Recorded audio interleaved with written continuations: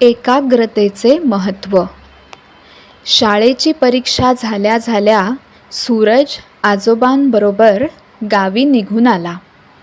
त्याचा विचार होता की आता मस्त मजेत वेळ घालवायचा, रात्री उशिरापर्यंत मोबाईल बघायचा आणि सकाळी उशिरा उठायचं आणि पूर्ण सुट्टी अशीच घालवायची. पण आईने सुट्टीत करायचा अभ्यास आधीच पाठवलेला होता आणि रात्री उशिरापर्यंत फोन बघत जागणं आजी आजोबांनाही आवडत नव्हतं. गावातली माणसं तर सकाळी लवकर उठून घर अंगण झाडून शेती बागायतीतली कामं सुरू करायचे. सूरजने आजोबांना सांगून टाकलं की शाळेतून दिला गेलेला अभ्यास करायची त्याची मुळीच इच्छा नाही, कारण त्याला ते आवडत नाही. यावर आजोबांनी एक युक्ती काढली. ते म्हणाले, तू आणि मी आपण सकाळी 1 तास आणि संध्याकाळी 1 तास असं एकत्र बसून तुझा अभ्यास पूर्ण करूया. पण जेव्हा खरोखर अशा पद्धतीने अभ्यासाला सुरुवात झाली तेव्हा आजोबा 1 तास पूर्ण एका जागी बसायचे आणि सूरज मात्र काही ना काही निमित्त काढून मध्ये उठायचा. कधी तहान, कधी भूक, कधी त्याच्या पोटातच दुखायचं, तर कधी अजून काही. आणि यामुळेच त्याच्या अभ्यासाचं त्यांचं जे नियोजन होतं त्याप्रमाणे तो पूर्ण होत नव्हता.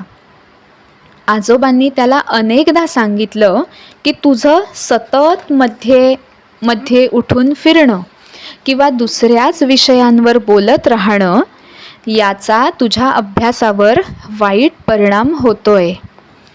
पण सूरजचं यावर ठरलेलं एकच उत्तर असायचं.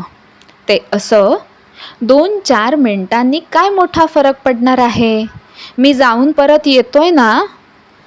एक दिवस इतिहासावर चर्चा करताना आजोबांनी जुन्या काळात कालमापनासाठी वापरल्या जाणाऱ्या वालुका पात्राची माहिती सांगितली. मग काय, सूरजनेही तसंच वालुका पात्र बनवायचं ठरवलं. आजोबांच्या मदतीने एका प्लॅस्टिकच्या पिशवीत मोजून वाळू भरण्यात आली.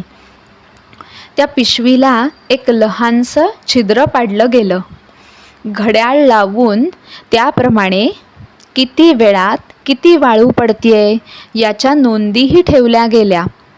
आणि आता तर अभ्यासाचा 1 ताससुद्धा वालुका पात्रावरूनच बघितला जाऊ लागला. एकदा सूरज नेहमीप्रमाणे अभ्यास करताना मध्येच उठून निघून गेला आणि परत येऊन बघतो तर काय, त्या वालुका पात्राला एक नवीन छिद्र पडलेलं होतं. त्याला वाटलं कदाचित पडलंही असेल. पण जेव्हा तो पुन्हा उठून फिरून आला तेव्हाही अजून एक छिद्र पडलेलं दिसल्यावर त्याने ओळखलं की काहीतरी गडबड आहे. त्याने याबाबत आजोबांना विचारलं तर ते म्हणाले, आता तू अभ्यास करताना जेवढ्या वेळा उठून जाशील ना तेवढ्या वेळा मी एक छिद्र पाडत राहणार. पण आजोबा, असं केलं तर आपण वाळू मोजून मग जे वेळेचं गणित बसवलेलं आहे ना त्यात गडबड होईल, चुकेल आणि मग अचूक 1 तास कसा कळणार. तेच तर. तो बोलण्याचा धागा पकडत आजोबा म्हणाले की तुझ्या मनाची अवस्थाही या वालुका पात्राप्रमाणे आहे. जेव्हा एका कामासाठी पात्राला एकच छिद्र असेल तर वेळ आणि वाळूचं मापन योग्य रीतीने होईल. कारण एक काम करत असताना तुझं पूर्ण लक्ष, तुझी एकाग्रता त्यातच असेल. पर्यायाने त्याचा परिणामही चांगलाच दिसेल.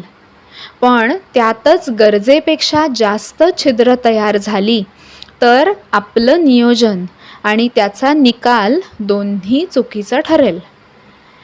पण मला एका जागी बसायचा कंटाळा येतो ना, सूरज नाराजीने म्हणाला. यावर आजोबा म्हणाले, अरे त्यालाच तर घालवायला शिकलं पाहिजे ना. या छिद्रांमधून जशी वाळू बाहेर पडते ना तसं आपल्या मनाच्या छिद्रांमधून ऊर्जा म्हणजेच काम करण्याची इच्छा किंवा क्षमता बाहेर पडत असते, म्हणजे ती दुसरीकडे वापरली जात असते आणि या वाळूसारखी ती सुद्धा लवकर संपते. मग हीच ऊर्जा एकाग्रतेने तू फक्त एकाच ठिकाणी लावलीस तर आपण वेळेचा पूर्ण चांगला उपयोग करून काम लवकरात लवकर पूर्ण करू शकतो.